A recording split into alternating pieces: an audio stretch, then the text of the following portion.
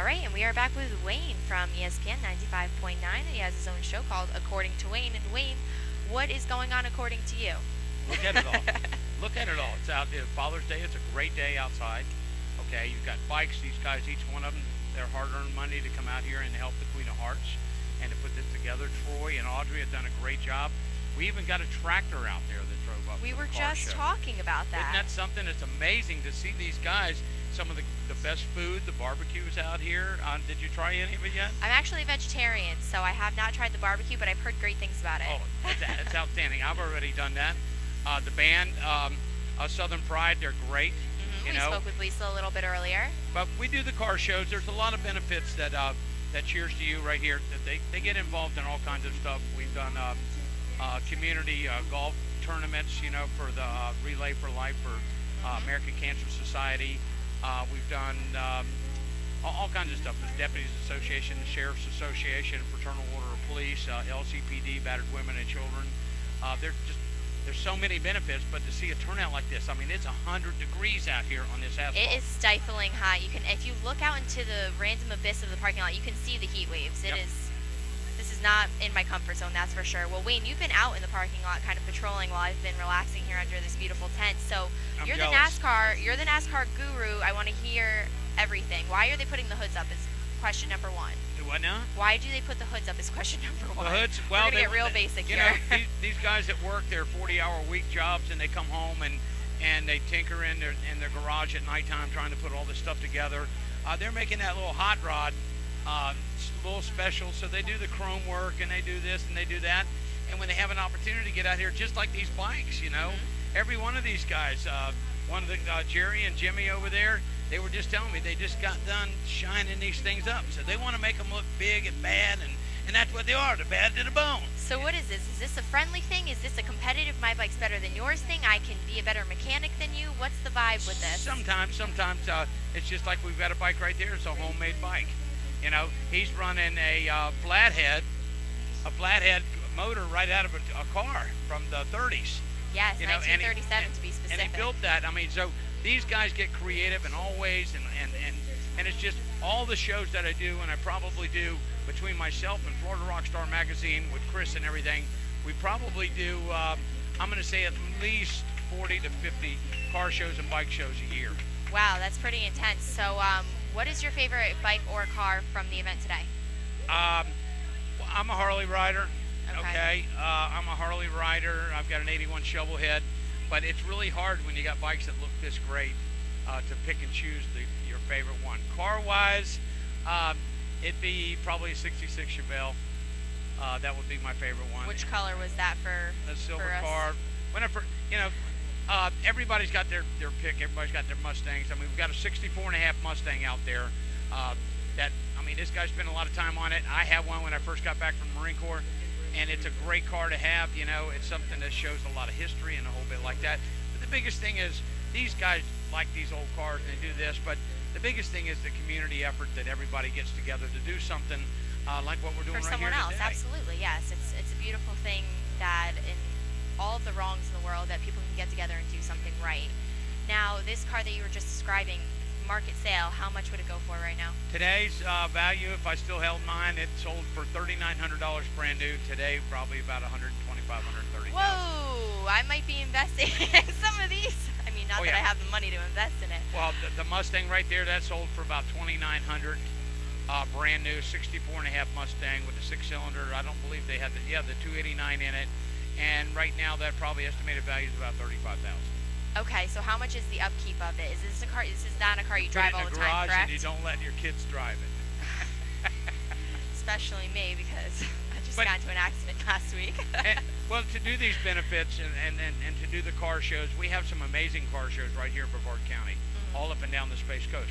I just finished scraping the coast out of. I had to go out and do a show in Biloxi, Mississippi, and we had almost 6,000 cars there.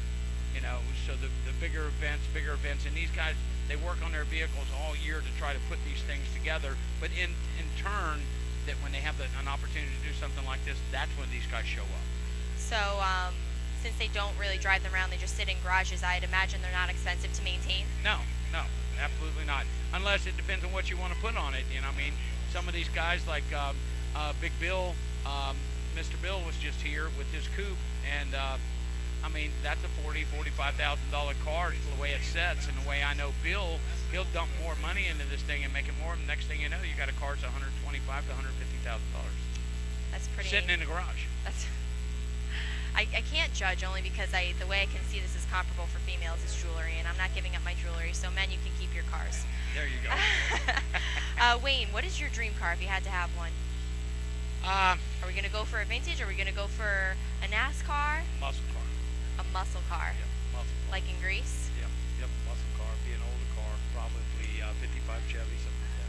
Wayne, pull your mic up a little closer to your mouth. So, but it would be something like that, as far as that goes. But at the same time, I like all cars. The new Challengers, the new Camaros, the new, everything. The GTOs that are coming out, the new Mustangs, they got the Super Snake Mustang right off the showroom floor, 758 horsepower.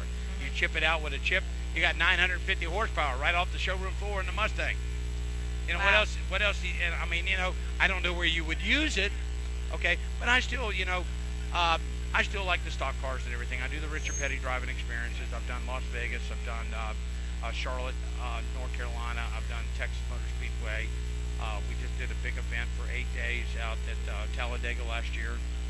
We did with ESPN Sports and my show, according to Wayne. And if you don't care if I'm going to plug this, according to Wayne.net. No, that's fine. Go ahead. According to Wayne.net.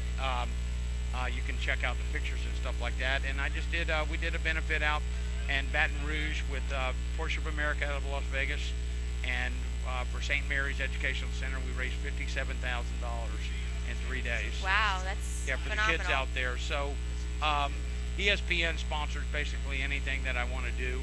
Okay, Cumulus Radio is a great company to be dealing with. Doug Baker and all those guys out there.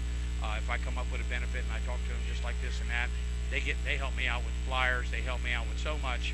And like my printing companies, Central Florida Printing, they supplied all these prints and everything that we've got, out there for nothing. Just the community events. It's cool, to sit back and think. People get aggravated sometimes. Say people don't care. Well, I guess I'm going to tell you, right? That's wrong. Some people do. Look at this. This turned out really well. It did. Now, this is a lot of car jargon that I pretty much don't understand, but you did name drop a little bit earlier, and I understood that one. You're kind of like friends with Dale Earnhardt, no? Yep. Dale Jr. Everybody tells me that's a man thing. I don't know, but anyway, no. I'm a NASCAR fan. I've been going to the dirt track since I was 7, 8 years old in North Carolina and Northern Virginia. I had been very blessed by knowing people like Ronnie Sims and Whitney Poole Motorsports out of Sebastian, Ricky Moxley, and a really, really true great friend of mine right now that I've got a chance to be friends with, Jeff Bodine, the NASCAR champion, for the Daytona 500. And as a matter of fact, Jeff, I'm going to be with Jeff Bodine in probably about 2 weeks, and we're going to put something together. But you're going to see him back this year. He's 61 years old. He's going to be racing in the Craftsman Truck Series for the Daytona 400. He's been out for about 6 years, and it's going to be phenomenal to see. He'd be the oldest driver out there, 61 years old. Wow. He's unbelievable. Him and his wife both, Lori, unbelievable people, and they feel, when I talk about him, it just gets to me, Have you ever had the fortune and pleasure to drive a NASCAR around a track? Take us through a play-by-play. Yep. Well, basically, what a lot of people don't understand about driving one of the NASCARs is you just don't jump in it and when Accelerate. when you're on a bank like Daytona's a 32-degree bank, you can't turn into it. You follow the turn in the whole bit, and basically what you're doing is you're steering against the current. Okay, that's what I call it. The current. They call them waves, right? Or the draft? Yep. That comes well, from the draft would underneath come off if you're following somebody like that, but it's a whole lot different than that. What you're doing is you're at a 32-degree banking like that. You really don't have to turn your wheels because the car's going to follow around. The biggest thing is the pressure that pushes out. You just kind of hold it back. And Jeff Gordon was a teacher, and I got a chance to listen to him, and he said, you can't steer against that. You just hold your trick and hold your line, and that's basically. But yeah, when you get trust the car. When you get you know, you can't nail it too fast because of the rear ends being so low and everything. You spin out, you can blow a tire real quick or whatever. But, you know, my fastest is 165 mile an hour on a mile-and-a-half track. Wow. And did 10 laps, and that was in Charlotte, North Carolina. It was an unbelievable experience. I got a film of it for the inside and the outside. But I'm going to tell you something. The Circuit of Grand Bayou, which is a 1.8-mile road course outside of Baton Rouge, in between Baton Rouge and New Orleans, I was on their track, and when we raised the money for St. Mary's Educational Center, they put me in 2 different cars, and when they drugged me out of these cars, I was totally just whooped. But then they teased me a little bit. They put me in a GT3. Okay, Porsche, if anybody's out there listening, they know what that is, a GT3. And we've got a film of me inside and the outside at 141 mile an hour on a 900-foot straight stretch, so that's quick. I mean, that sounds quick. I can't imagine ever. You need to get in one of those cars.